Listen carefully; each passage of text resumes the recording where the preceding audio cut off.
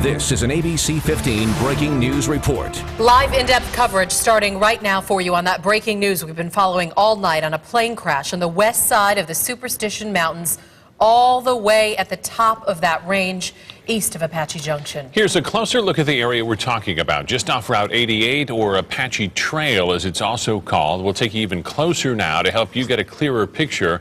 The crash site just off Mammoth Mine Road in the Lost Dutchman State Park. And as we take a live picture now from Air 15, this is the media staging area, and we want to tell you we have several crews on this right now. Steve Kuchj and Adam Slinger close to the crash site. Stephanie Hawkridge over at Falcon Field. Christopher Stein right here in studio talking to experts. And we want to start at the scene. ABC 15's Adam Slinger, the first Valley reporter to arrive. And Adam, we watched a news conference just wrapping up there. 6 people on board at this point. Yeah, Steve and Katie, very sad news. At this point, they say there's no indication that anyone survived this crash, and even sadder, 3 children, they were saying, were on board this plane, as well as an adult, 2 adults actually, two other adults and a mechanic, total of 6 people. No indication of any survivors, but right now there are 10 people up at that crash scene trying to find out if anyone did survive. If there are survivors, they will be airlifted off of the mountain. Right now the fire is still burning. They tell me that a fuselage is stuck in the crevice, so they're trying to find out if anyone is near that wreckage at all. A very sad scene. They say the plane took off from Safford, stopped over in Mesa, and then was heading back to Safford with those 6 people on board. Of course, we're going to keep you updated from with the very latest from here at the mountain. Katie, Steve, back to you. Thank you so much, Adam Slinger, reporting live from the scene. We want to show you a picture of the kind of plane we're talking about here. This is a Rockwell AC-69. It's a twin-engine prop plane. We're told this particular model was built in 1976, so an older plane, but not unusual to have a plane that's 30 or 40 years old and is still airworthy there. And again, we don't know exactly what may have led to this crash. Meantime, we want to go to ABC 15's Steve Kuchj, also close to the scene where this plane went down. And Steve, your focus, the reaction now to this crash. What are people telling you about what they saw? And I understand you're near Idaho Road and Lost Dutchman Road, and that's obviously in Apache Junction. Yeah, out here in Apache Junction, and this is the road. We've had a lot of people coming out tonight. They've been lining it up and down, mainly because we're about a mile from the bottom, the base of Superstition Mountain. There's a bright orange glowing ball of flame at the top. That's got everyone's attention right now. I'd estimate there's easily more than 100 cars that have come out here. People just want to see how close they can get.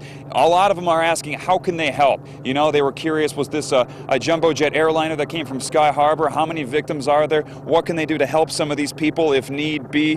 Others just say they can't believe this. Many of them have lived in this area for years and years and years, and as soon as they saw a bright orange ball of flame on top of Superstition Mountain, they thought for the first time, you know, what is that? Is that some kind of a fire, or is that a plane crash? Well, I spoke with one woman who says as soon as she saw that, she figured it must have been a plane crash.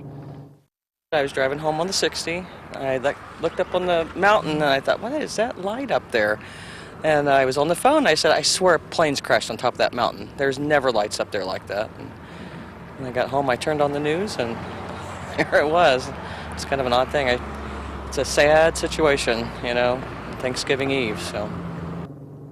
And that woman pretty much encompasses the feeling out here tonight in Apache Junction. Just a sad evening right before Thanksgiving. You know, a lot of people saying this family was probably flying out to go visit some other relatives for Thanksgiving, Steve and Katie. So just a tragedy all around here in Apache Junction. Yeah, it sure is, and it took our breath away for so long as we didn't know what kind of plane, possibly even a jet at that point, had crashed out there on the busiest travel day of the year. It had so many of us watching to see what was happening out there, yearning for information.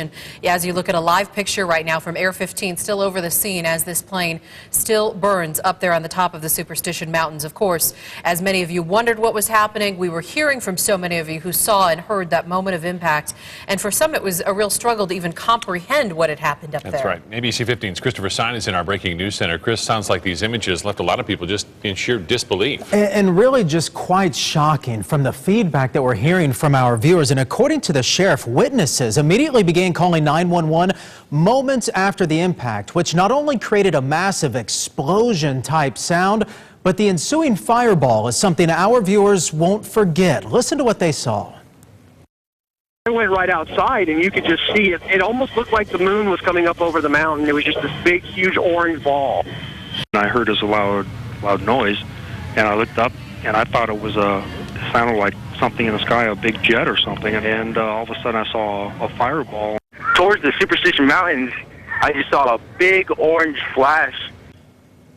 And you know, we're hearing from more and more of you, including the woman you just saw there. People on the US 60 in the East Valley could see that orange glow coming from the Superstitions. It's also quite likely there were hikers on the mountain that felt and heard the impact.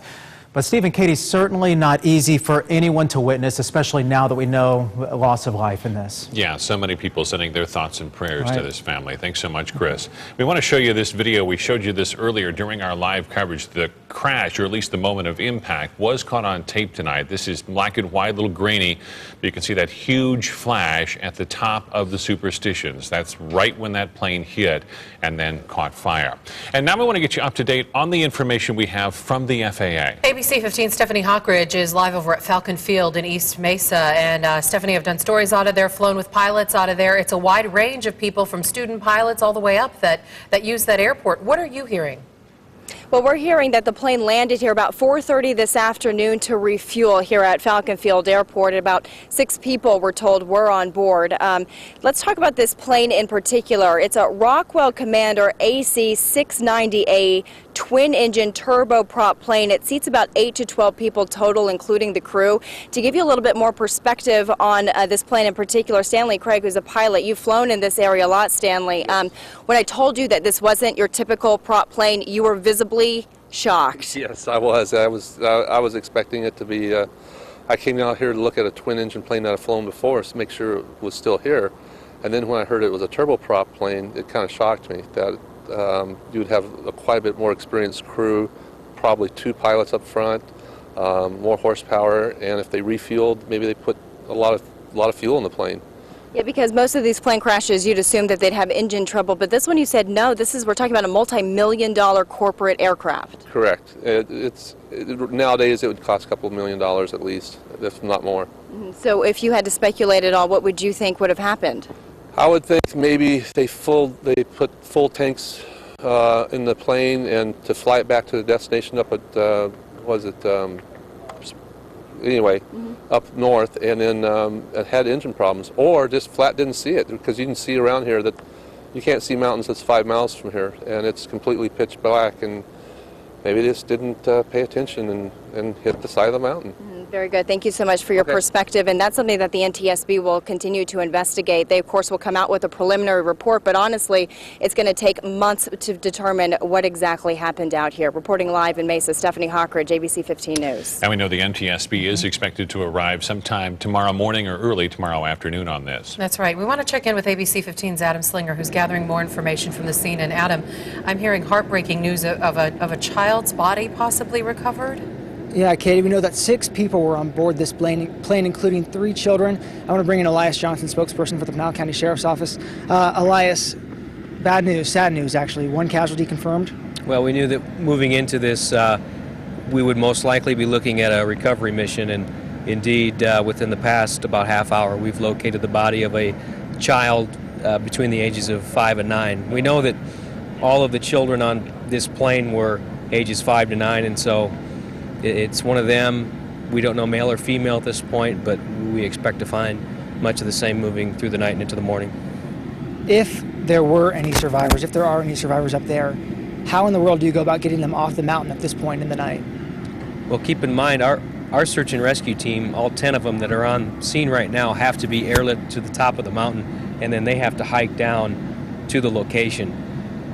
When you get into a point of recovery and rescue even, you have to keep in mind the safety of our people, but then obviously you need to get these people out if you can.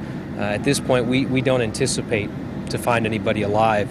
We've been covering the air with helicopters from MCSO as well as DPS. They have the infrared that can go down on the scene and see if there are bodies moving, if there's movement. We just haven't seen any of that tonight, and we wish it were a different story. Especially given the holidays and everybody wanting to be together, but we just we don't anticipate finding any survivors at this point. And the fire's still burning. Any fear that the fire would grow, expand? Well, luckily with some of the rain that we've gotten and the fact that it's up high on the mountain, we're not real worried about the flames spreading. I know it's always a fear given what we've been through with the wildfire season, we're gonna have to let it burn as much as we possibly can with it being safe. As soon as it starts to threaten, then we worry about, do we get hot shot crews in there? At this point, though, we're just trying to secure the scene, make sure that nothing goes in or out of there that doesn't need to. And there's animals up there as well, and so at this point it appears to be more of a recovery mission than search and rescue. Elias Johnson with the Pinal County Sheriff's Office. Elias, thanks so much. So again, sad news of the body of a child found here between the ages of 5 and 9. They are expecting to find the 5 other bodies, another 2 children and 3 adults here, and they'll be working throughout the night to recover those bodies. Steve, Katie, back to you guys. Just a sad scene, and the picture that's emerging, we understand now, is that this plane took off out of Safford earlier this afternoon, stopped at Mesa's Falcon Field to refuel, and then was taking those children back to Safford for Thanksgiving holiday. At least that's what the sheriff is saying, and apparently crashed into the mountain just shortly after it departed Falcon Field, obviously crashing in that enormous fireball. And all of those children now confirmed to be between the ages of 5 and 9. So many people praying for them tonight and thinking about them as we are on the eve of a very important and terrible holiday at this point. Makes you hug your own kids closer tonight, that's for sure. We'll continue to bring you coverage of this.